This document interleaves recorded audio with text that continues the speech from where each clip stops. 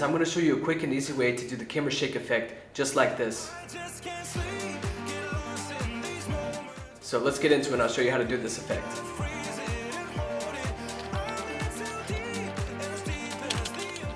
Alright guys, as you can see I've already added a stock footage to the timeline.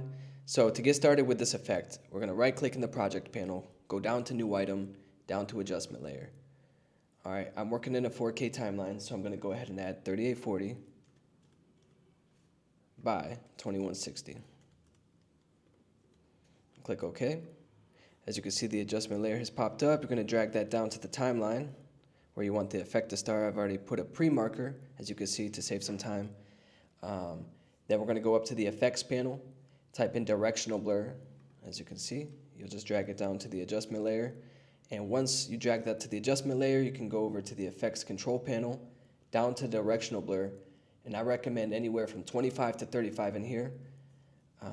Let's just say 28. All right. Now, you're going to go down to the razor tool.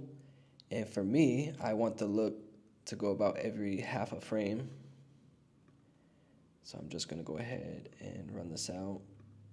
Then we're going to go to the selection tool and delete off the extra on the ends and every other. All right, I'm going to click the video back so you can check out what this looks like.